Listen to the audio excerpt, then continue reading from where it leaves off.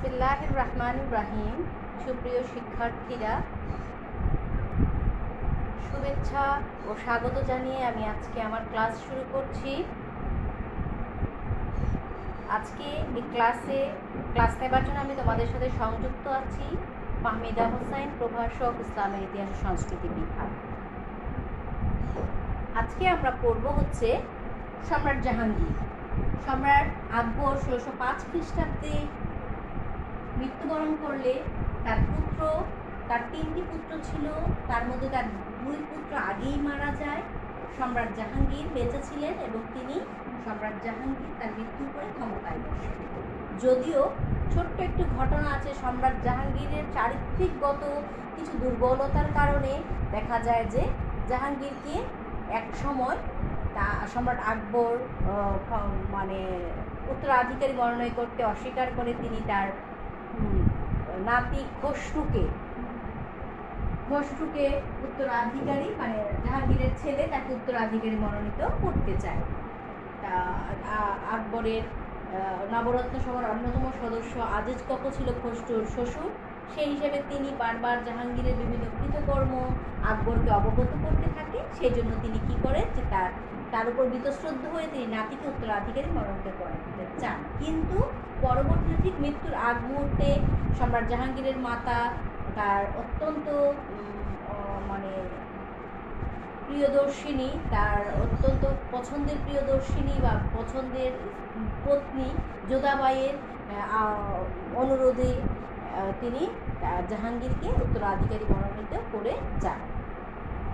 ছেলেকে ক্ষমা করে তিনি উত্তরাধিকারী মনোনয়ন করে যান। পিতার মৃত্যুর পর পিতার মনোনয়ন ক্রমে 1605 খ্রিস্টাব্দে সম্রাট জাহাঙ্গীর ক্ষমতায় বসে। ঠিক আছে, তাহলে আমরা একটু সম্রাট জাহাঙ্গীর সম্পর্কে আগে জেনে নিই। 1559 খ্রিস্টাব্দে রাজপুত রমণী বা রাজপুত রানী যোধাবাইয়ের গর্ভে সম্রাট জাহাঙ্গীরের জন্ম হয়। ঠিক আছে, তাহলে কত খ্রিস্টাব্দে? 1569 খ্রিস্টাব্দে। তার ডাক নাম ছিল হচ্ছে সেলিম। বিখ্যাত সুফি সাধক খাজা মঈনুদ্দিন চিশতির নামানুসারে নবজাতক যুবরাজের নাম রাখা হয় হচ্ছে সেলিম। সম্রাট আকবর আদর করে তাকে কি বলে ডাকতো? শেখু বাবা বলে ডাকতো। সম্রাট জাহাঙ্গীরকে তার বাবা তাকে আদর করে শেখু বাবা বলে ডাকতো। এটা ছোট প্রশ্ন প্রায়ই আসে যে আকবর কাকে শেখু বাবা বলে ডাকতো। সেখানে বৈরাম খান, জাহাঙ্গীর অনেকের না থাকে। বৈরাম খানকে তিনি ডাকতেন খান বাবা, আর তার ছেলে জাহাঙ্গীরকে তিনি ডাকতেন শেখু বাবা। ঠিক আছে, জাহাঙ্গীর ছোটবেলায় আব্দুর রহিম খানে খানানের সান্নিধ্যে আরবি, ফার্সি, তুর্কি, ইতিহাস, ভূগোল, গণিত ইত্যাদি বিষয়ে জ্ঞান অর্জন করেন। বহু শিক্ষক তাকে শিক্ষাদান করেন। 1586 খ্রিস্টাব্দে 15 বছর বয়সে জাহাঙ্গীর ভগবান দাসের কন্যা মানবাইকে বিয়ে করেন। তাহলে জাহাঙ্গীর সেই মাত্র 15 বছর বয়সে তিনি কাকে বিয়ে করেন? মানবাইকে। আরেকটি রাজপুত রমণী ভগবান দাসের কন্যা মানবাইকে তিনি বিয়ে করেন। তাহলে তার স্ত্রীর নাম ছিল হচ্ছে মানবাই।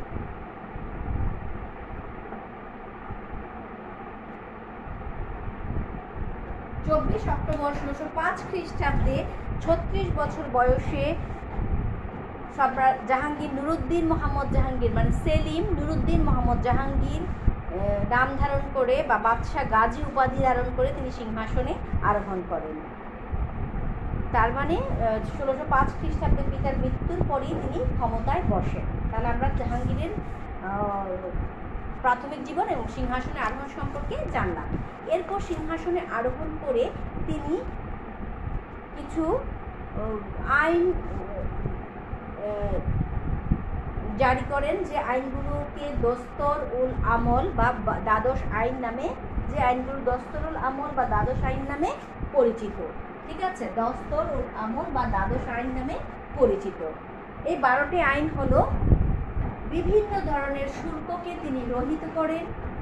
তারপরে হচ্ছে চুরি চর্যবৃত্তি নিয়ন্ত্রণ করেন, মৃত ব্যক্তির সম্পত্তির উত্তরাধিকার, মৃত ব্যক্তির সম্পত্তির যে উত্তরাধিকারী তাদেরকে তিনি বের করেন এবং তাদের মধ্যে সম্পত্তির যে অংশ যেভাবে বুঝিয়ে দেয় ইসলামী আইন অনুযায়ী সেগুলি করার আইন জারি করেন। তারপর হচ্ছে মদ এবং অন্যান্য পান করা তিনি নিষিদ্ধ করেন। জোরপূর্বক ঘরবাড়ি দখল ও অপরাধীর নাক কাটা কান কাটা তিনি বন্ধ করেন। হাসপাতাল নির্মাণ করেন এবং গরিব দরিদ্র অসুস্থ ব্যক্তিদেরকে বা অসুস্থ রোগীদেরকে তিনি বিনামূল্যে চিকিৎসার জন্য চিকিৎসক নিয়োগ করেন। নির্দিষ্ট দিনগুলোতে তিনি জীব হত্যা নিষিদ্ধ করেন। রবিবারের প্রতি সম্মান প্রদর্শন করেন। মনসব ও জায়গির স্থায়ীকরণ করেন। ওয়াকফ জমি নির্দিষ্টকরণ করেন। আইমা বা ওয়াকফ জমি নির্দিষ্টকরণ।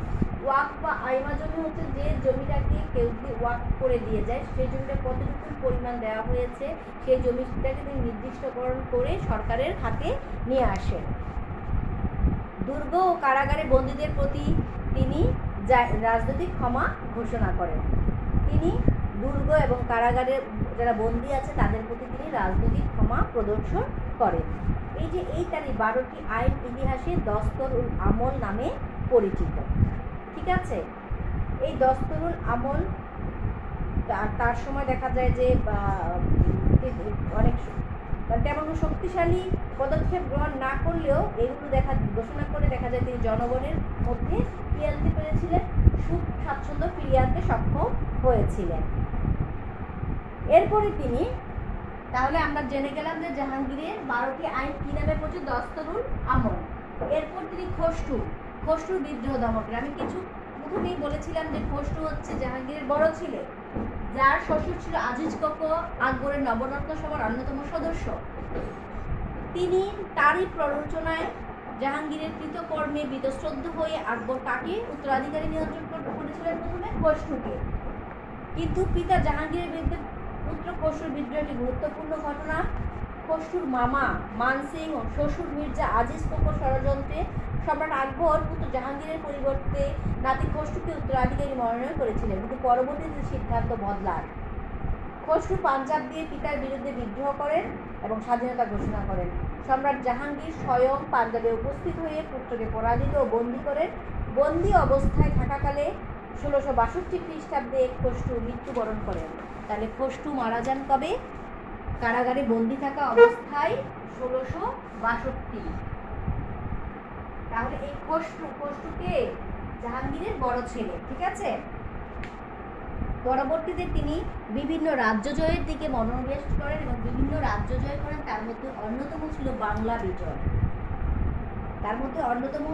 বাংলা বিজয়। বাংলা জয় করে তিনি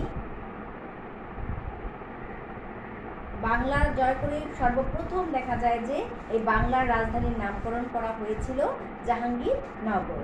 আমরা একটু এটা করব কারণ এটা প্রায় আসে তোমাদের, কে বাংলার রাজধানী জাহাঙ্গীরনগর কোথাকার রাজধানী ছিল বা কার নাম অনুসারে জাহাঙ্গীরনগরের নামকরণ করা হয়, এই ইতিহাসটা একটু জানার জন্য তোমরা একটু শুনবে। জাহাঙ্গীরের রাজত্বকালের প্রথম ভাগে বঙ্গদেশে 12 ভূঁইয়া ও আফগান সর্দারগণ দৃঢ়তার সাথে মোগলদের সাথে বিরোধিতা করতে থাকে। জাহাঙ্গীর কর্তৃক নিযুক্ত বাংলার সুবাদার ইসলাম খান তাদের সম্পূর্ণরূপে পরাজিত করে আগ্রার বঙ্গদেশে মোগল আধিপত্য সুপ্রতিষ্ঠিত করে। ইসলাম খানের শাসনামলে আরাকান মগ ও ফিঙ্গি দস্যুরা প্রায়ই দক্ষিণ পূর্ব বাংলায় যুক্তরাজ করত। এই জলদস্যু এই জুলুমশাহী যোগী মগের মুলুক নামে পরিচিত। এখনও কিন্তু আমরা এটা বলি যে মগের মুলুক, আসছে ওর থেকে। মগ এবং ফিরিঙ্গিরা যখন বাংলায় আসে এবং তারা জুলুম করতে থাকে বাংলার মানুষের উপর, তখনই কিন্তু এই কথাটা চালু হয় যে মগের মুলুক। ওই মগদের উদ্দেশ্য করে এটা বলা হতো। তিনি এই দস্যুদেরকে দমন করে দক্ষিণ পূর্ব বাংলাকে তাদের অত্যাচারের হাত হতে রক্ষা করেন এবং ফেনী নদী পর্যন্ত মোগলদের প্রভুত্ব কায়েম করেন। কে করেন সেটা? ইসলাম খান। ঠিক আছে, অতঃপর ইসলাম খান সিলেট ও কামরূপ জয় করেন। ইসলাম খান 1608 খ্রিস্টাব্দে বাংলার রাজধানী রাজমহল হতে ঢাকায় স্থানান্তর করেন এবং জাহাঙ্গীরের নামানুসারে রাখেন জাহাঙ্গীরনগর। তাহলে 1608 খ্রিস্টাব্দে জাহাঙ্গীরনগর বাংলার রাজধানী হয় 1608 খ্রিস্টাব্দে। রাজমহল থেকে রাজধানী কোথায় নিয়ে আসা হয়? ঢাকা, এবং নাম রাখা হয় এই ঢাকার নাম রাখা হয় হচ্ছে জাহাঙ্গীরনগর।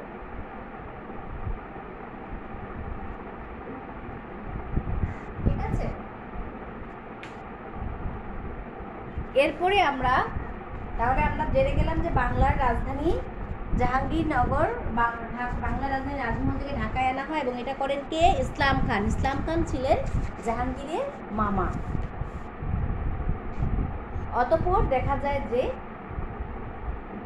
নূরজাহান, আর আরেকটি বিদ্রোহ আমরা আচ্ছা এটা আমরা পরে বলি। নূরজাহানের প্রভাব। নূরজাহান অত্যন্ত বিদুষী মহিলা। ঠিক আছে, সেলিম আনারকলি, সেখান থেকে এই নূরজাহান এবং সম্রাট জাহাঙ্গীরের কাহিনীর উপর ভিত্তি করেই কিন্তু এই সেলিম আনারকলির নাটক বা ড্রামা এগুলো নির্মিত হয়েছিল। আমরা এখন নূরজাহান সম্পর্কে জানব। সম্রাট জাহাঙ্গীরের রাজত্বকালে নূরজাহান অত্যন্ত গুরুত্বপূর্ণ ভূমিকা পালন করে। 1611 খ্রিস্টাব্দের মে মাসে সম্রাট জাহাঙ্গীর নূরজাহান ওরফে মেহেরুন্নেসা, নূরজাহানের আসল নাম ছিল কি? মেহেরুন্নেসা। 1611 খ্রিস্টাব্দে তিনি জাহাঙ্গীর মেহেরুন্নেসাকে বিয়ে করেন। কত খ্রিস্টাব্দে? 1611 খ্রিস্টাব্দে।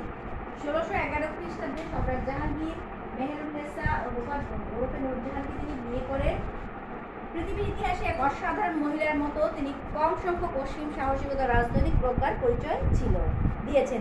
তিনি শুধু তার স্বামীকে পরিচালনা করেন, বরং কয়েক বছর রাষ্ট্র পরিচালনা করেছিলেন। তাহলে নূরজাহানের পূর্ণ নাম ছিল হচ্ছে মেহেরুন্নেসা। তার বাবা এবং দাদার নাম ছিল মির্জা গিয়াস বেগ এবং খাজা মোহাম্মদ শরীফ। কান্দাহারে মেহেরুন্নেসার জন্ম হয়। নূরজাহান 17 বছর বয়সে পদার্পণ করেন এবং পারসিক ভাগ্যান্বেষী যুবক আলীকুলি বেগের সাথে তার বিয়ে হয় এবং বাংলার বাদাউনের জায়গি এবং শের আফগান উপাধি লাভ করে। 4 বছর বিধবা জীবনযাপন শেষে সম্রাট জাহাঙ্গীরের সাথে নূরজাহানের বিয়ে হয় এবং সম্রাট জাহাঙ্গীর তার যথাযথ মর্যাদা প্রদান করেন। নূরজাহানকে যখন সম্রাট জাহাঙ্গীর বিয়ে করেন, সে আলীকুলি বেগ মারা গেলে পরে আলীকুলি বেগের একটি সন্তান ছিল, একটি মেয়ে, যার নাম ছিল লাডলি বেগম। এই লাডলি বেগমকে সহই কিন্তু নূরজাহানকে বাংলা থেকে বন্দি অবস্থায় আনা হয় এবং উনি 4 বছর রাজদরবারে থাকেন। পরবর্তীতে দেখা যায় যে রাজদরবারের বাগানে যখন তিনি ঘোরাফেরা করছিলেন, সেই অবস্থায় জাহাঙ্গীর তাকে দেখে তার অপূর্ব রূপ এবং তার মহিমায় মুগ্ধ হয়ে তাকে তিনি বিয়ের প্রস্তাব দেন। ঠিক আছে, তাহলে নূরজাহান এবং তার সাথে ছিল তার মেয়ে। এটা আমি জানানো দরকার আছে। নূরজাহান একটা মেয়েকে নিয়ে জাহাঙ্গীর তাকে বিয়ে করেন। ঠিক আছে, তাহলে সেই সময় তার রূপে অভিভূত হয়ে সম্রাট তাকে নূরমহল, রাজপ্রাসাদের আলো, পরে নূরজাহান, জগতের আলো উপাধিতে ভূষিত করেন। সেই থেকে তিনি ভারতীয় উপমহাদেশের ইতিহাসে নূরজাহান হিসেবে পরিচিত এবং নূরজাহান তার কন্যা লাডলির সাথে যুবরাজ শাহরিয়ারের বিবাহ দিয়েছিলেন। জাহাঙ্গীরের যে 4 ছেলে ছিল, 4 ছেলের মধ্যে ছোট ছিল হচ্ছে শাহরিয়ার, আর শাহজাহান বা খোরম সে ছিল হচ্ছে তৃতীয়। এই তৃতীয় ছেলে শাহজাহানের সাথে তিনি বিয়ে দেন তার ভাই আসফ খানের কন্যা মমতাজকে এবং নিজের মেয়ে লাডলি বেগমের সাথে বিয়ে দেন জাহাঙ্গীরের ছোট ছেলে শাহরিয়ারকে। ঠিক আছে, এইভাবে দিয়ে তিনি তার আসনকে আরও পোক্ত করেন। নূরজাহানের প্রভাব এবং যোগ্যতা। নূরজাহান যেমন অসামান্য রূপবতী এবং বিদুষী মহিলা ছিলেন, তেমনি অসাধারণ বুদ্ধিমত্তা ও বহুমুখী প্রতিভার অধিকারী ছিলেন। তিনি কবিতা পছন্দ করতেন এবং কবিতা লিখতে পারতেন। তার বুদ্ধিমত্তা এবং রাজনৈতিক সিদ্ধান্তের নিকট উচ্চ পদস্থ কর্মকর্তারাও মাথা নত করতে বাধ্য থাকত। বিপদে তিনি অসীম সাহস ও ধৈর্য ধারণ করতে পারতেন। কোনো জটিল পরিস্থিতি এবং কূটনৈতিক সমস্যা তিনি সহজেই সমাধান করে দিতে পারতেন। নূরজাহান মোগল প্রশাসনের একজন শক্তিশালী সম্রাজ্ঞী হিসেবে আবির্ভূত হন। উচ্চ পদস্থ কর্মকর্তাগণ তার আনুকূল্য পাওয়ার চেষ্টা করতেন। রাষ্ট্র পরিচালনার কাজে তিনি অত্যন্ত দক্ষতার সাথে অংশগ্রহণ করতেন। ঐতিহাসিক স্মিথ তাকে পাওয়ার বিহাইন্ড দ্য থ্রোন, সিংহাসনের পেছনের শক্তি। ঐতিহাসিক স্মিথ তাকে কি বলেছেন? Power behind the throne. প্রায়ই আসে এটা, যেটা কার উক্তি, power behind the throne, power behind the throne হিসাবে অভিহিত করেন। সিংহাসনের পিছনের শক্তি ঐতিহাসিক স্মিথ নূরজাহানকে, কাকে বলা হচ্ছিল পাওয়ার বিহাইন্ড দ্য থ্রোন? নূরজাহানকে এই বলে তিনি অভিহিত করেন। নূরজাহান এমন একজন বিধ্বংসী সম্রাজ্ঞী ছিলেন যে তিনি সম্রাট জাহাঙ্গীরের নামে যে মুদ্রা অঙ্কন করা হয়েছিল তার পাশে তিনি নিজের নামাঙ্কনেরও ব্যবস্থা করেছিলেন।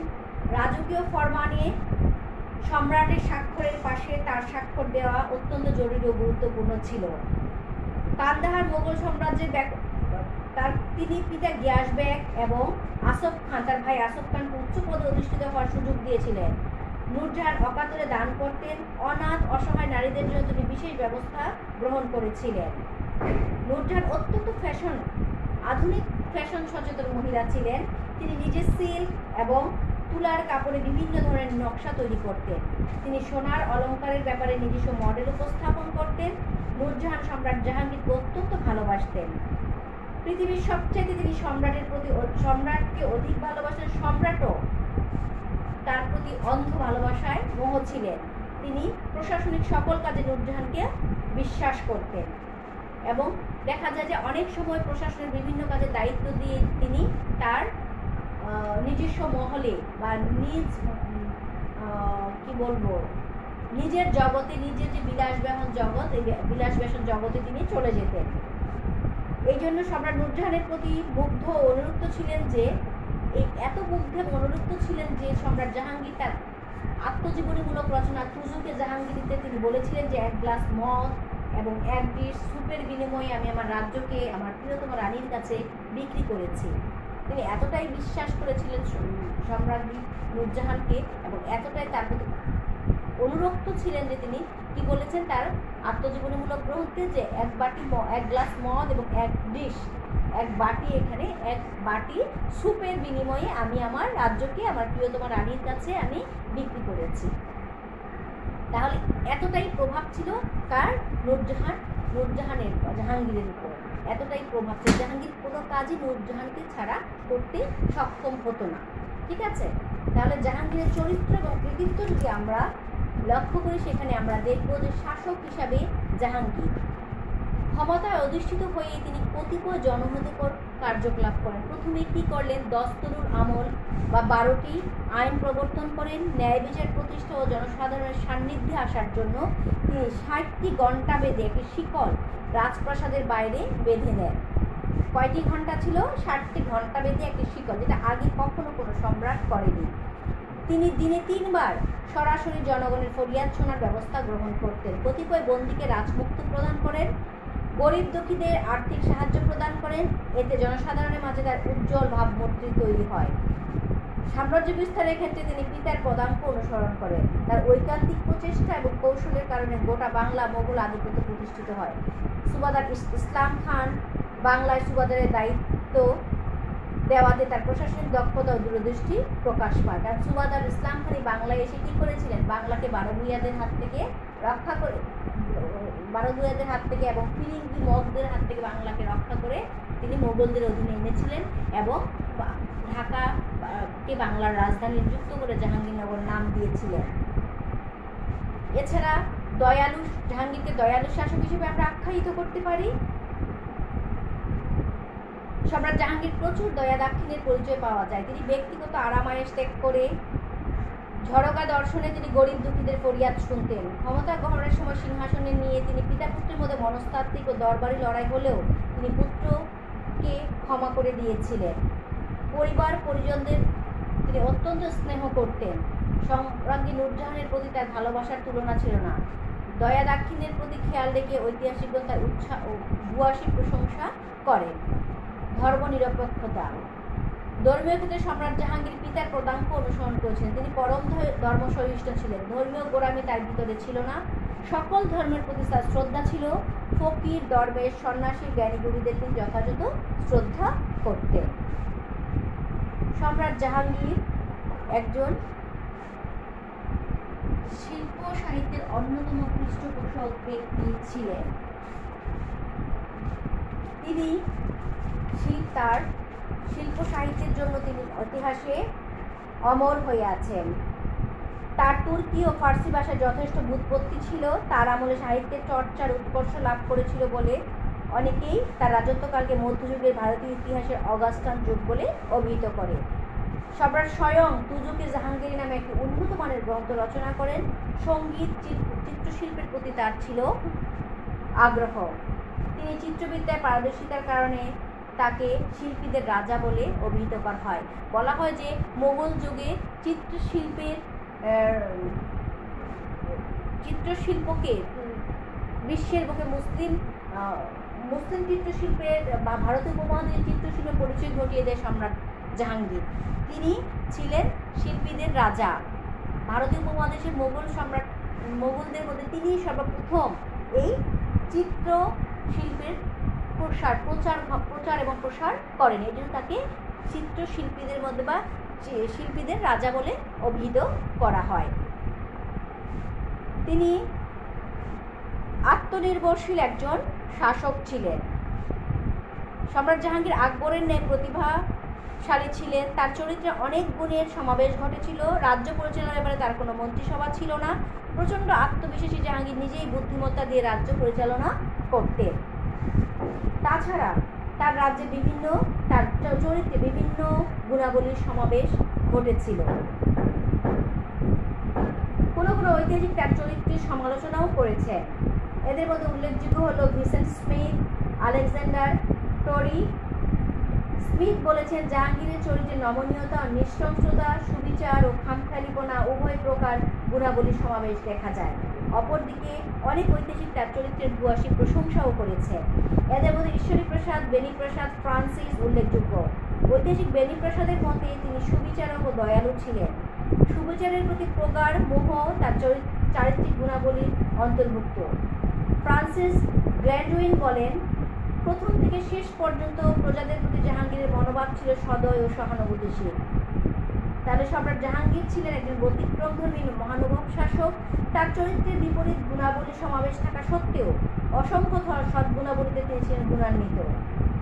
ঐতিহাসিক ঈশ্বরীপ্রসাদ সম্রাট জাহাঙ্গীরের উচ্ছ্বাসিত প্রশংসা করে বলেন, মোগল ইতিহাসে একটি অন্যতম আকর্ষণীয় চরিত্র হল সম্রাট জাহাঙ্গীর।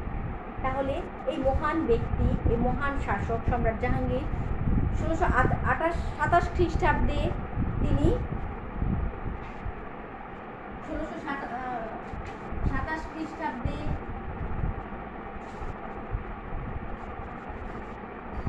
তিনি তার শারীরিক অসুস্থতার জন্য আবহাওয়া পরিবর্তনের জন্য তিনি কাশ্মীর ও কাবুল গমন করেন। এরপর তিনি লাহোরে ফিরে আসেন এবং এখানে তার তীব্র জ্বর হয়। এই জ্বরে আক্রান্ত হয়ে 28 অক্টোবর 1627 খ্রিস্টাব্দে তার মৃত্যু হয় এবং লাহোরেই তাকে সমাহিত করা হয়। তাহলে 1627 খ্রিস্টাব্দের 28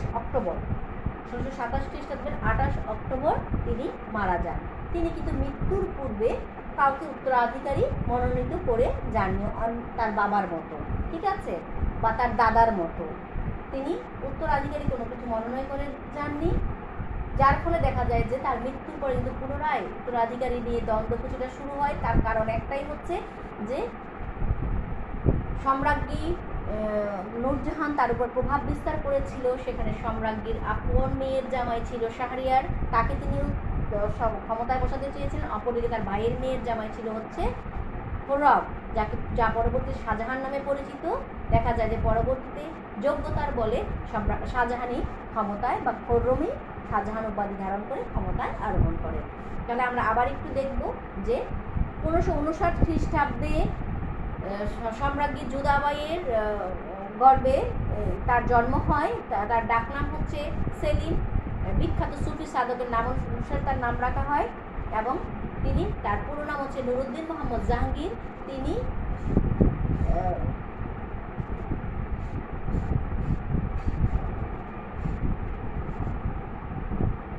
বাদশাহ গাজী উপাধি তিনি নুরুদ্দিন মোহাম্মদ জাহাঙ্গীর বাদশাহ গাজী উপাধি গ্রহণ করে পিতার মৃত্যুর পরে তিনি ক্ষমতায় বসেন। সম্রাট আকবর তার বাবা তাকে আদর করে শেখু বাবা বলে ডাকতেন। তাহলে 1605 খ্রিস্টাব্দে পিতার মৃত্যুর পর তিনি বাদশাহ গাজী উপাধি ধারণ করে তিনি 36 বছর বয়সে ক্ষমতায় আরোহণ করেন। ক্ষমতায় আরোহণ করেই তিনি 12টি আইন সম্বলিত একটি আইন জারি করেন, যেটি ইতিহাসে দস্তরুল আমল নামে পরিচিত। ঠিক আছে, এই দস্তরুল আমলের মধ্যে 12টি ধারা ছিল, যেটি অতটা প্রভাব বিস্তার না করতে পারলেও দেখা যায় যে ওই সময় তার রাজ্যে এই আইনগুলোকে যথাযথভাবে পালন করা না হলেও এগুলোর প্রতি শ্রদ্ধা জ্ঞাপন করতো এবং জনগণ সুখে স্বাচ্ছন্দ্যে জীবনযাপন করত। অতঃপর খসরুর বিদ্রোহ দমন করতে সক্ষম হন তিনি।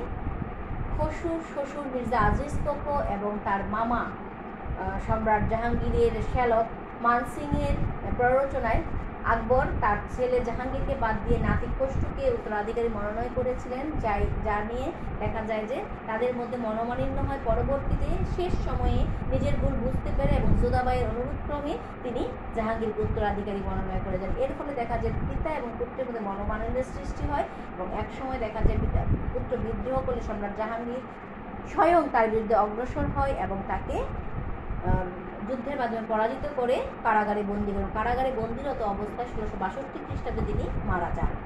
অতঃপর বাংলায় ইসলাম খানকে তিনি তার মামা ইসলাম খানকে তিনি বাংলায় প্রেরণ করেন এবং ইসলাম খান এসে বাংলার বারবুয়াদেরকে দমন করেন এবং এই সময় মফলিঙ্গের হাত থেকে বাংলাকে রক্ষা করেন এবং রাজমহল থেকে বাংলার রাজধানী ঢাকাতে স্থানান্তর করে বাংলার রাজধানী রাখেন জাহাঙ্গীরের নামানুসারে জাহাঙ্গীরনগর। ঠিক আছে, এরপর হচ্ছে নূরজাহানের প্রভাব।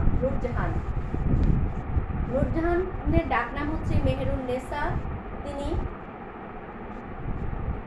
তার পিতা হচ্ছে মির্জা গিয়াস বেগ এবং আসফ খান হচ্ছে তার ভাই, যিনি মোগল সাম্রাজ্যের উচ্চ পদে নিয়োগরত ছিলেন। সম্রাজ্ঞী নূরজাহান মাত্র 11 বছর বয়সে নূরজাহানের বিয়ে হয় বাংলার শাসক শের আফগান আলীকুলি বেগের সাথে। কিন্তু আলীকুলি বেগ যুদ্ধের মাধ্যমে আলীকুলি বেগকে পরাজিত করলে ইসলাম খান যখন যুদ্ধের মাধ্যমে আলীকুলি বেগকে পরাজিত করেন তখন তিনি যুদ্ধ বন্দিরত অবস্থায় এই মেহেরুন নেসা এবং তার ছোট্ট কন্যা লাড্ডু বেগমকে সহ রাজদরবারে আনা হয়। তার 4 বছর পরে সম্রাট জাহাঙ্গীর নূরজাহানের রূপে মুগ্ধ হয়ে তাকে বিয়ে করেন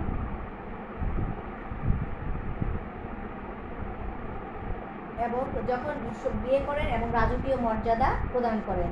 সম্রাট তাকে প্রথম নূরমহল রাজপ্রাসাদের আলো, পরবর্তী তাকে নূরজাহান জগতের আলো উপাধিতে ভূষিত করেন।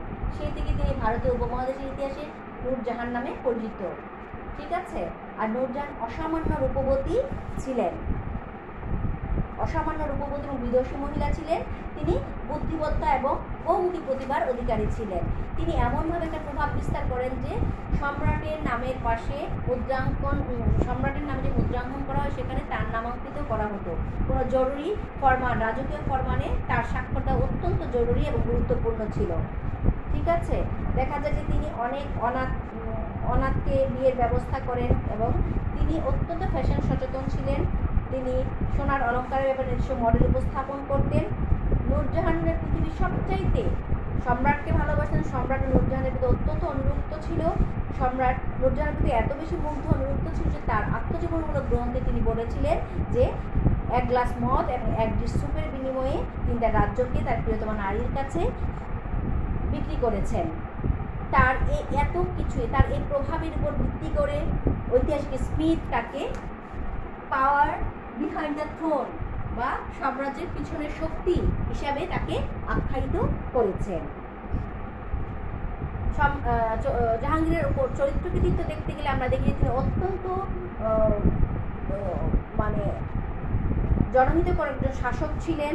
তিনি আইন জারি করেন, 12টি আইন জারি করেন এবং ন্যায় প্রতিষ্ঠা জনসাধারণের সান্নিধ্যে আসার জন্য তিনি 7টি ঘণ্টা বেঁধে একটি শিকল রাজপ্রাসাদের বাইরে বেঁধে দেন এবং তিনি দিনে 3 বার সরাসরি জনগণের ফরিয়াদ শুনতেন। তাছাড়া তিনি একজন দয়ালু শাসক ছিলেন। তিনি পিতার মতো পরম ধর্ম সহিষ্ণু ছিলেন। শিল্প সাহিত্যে তিনি অন্যতম পৃষ্ঠপোষক ছিলেন বলে তাকে শিল্পের রাজা হিসাবে আখ্যায়িত করা হয়। কোনো ঐতিহাসিক তার সমালোচনাও করেন। কেউ তাকে কোনো কোনো ঐতিহাসিক তাকে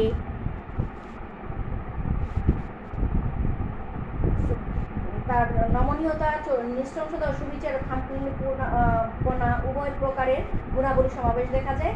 আবার কোনো কোনো ঐতিহাসিক তার চরিত্রের ভূয়সী প্রশংসাও করেন, তারা তাকে সুবিচারক, দয়ালু হিসাবে আখ্যায়িত করেন। এই মহান সম্রাট, এই মহান শাসক 1627 খ্রিস্টাব্দের 28 অক্টোবর মৃত্যুমুখে পতিত হন এবং লাহোরে সম্রাটের মৃতদেহ রাবি নদীর তীরে শাহ দরবার এর মনোরম উদ্যানে তাকে সমাহিত করা হয়। তাহলে এভাবে দেখা যায় যে একটা শাসক দীর্ঘদিন 1605 থেকে 1627 খ্রিস্টাব্দ পর্যন্ত প্রায় তিনি 22 বছরের মতো তিনি রাজত্ব করে ইতিহাসে মোগল সম্রাটদের ইতিহাসে নিজের নাম স্বর্ণাক্ষরে উদ্ভাসিত করে রেখেছেন। তিনি একজন চিত্রকর হিসাবে এবং ন্যায় বিচারক হিসাবে নিজেকে ইতিহাসের পাতায় উদ্বুদ্ধ করেছিলেন। তার সময়কে অগাস্টানের যুগ হিসেবেও আখ্যায়িত করা হয়। তাহলে আমরা আজকে পড়লাম সম্রাট জাহাঙ্গীর। আমরা সম্রাট জাহাঙ্গীর থেকে বড় প্রশ্ন না আসলেও তোমাদের অনেক ছোট ছোট প্রশ্ন আসে, সেই প্রশ্নগুলোকে তোমরা খুব ভালো করে পড়বে। তার দস্তুরুল আমল যে 12টি আইন সেটা পড়তে হবে এবং পিতার সাথে পুত্রের প্রথম বিদ্রোহ, খসরুর বিদ্রোহ, নূরজাহানের প্রভাব অত্যন্ত অন্যতম একটি তোমাদের ঘটনা।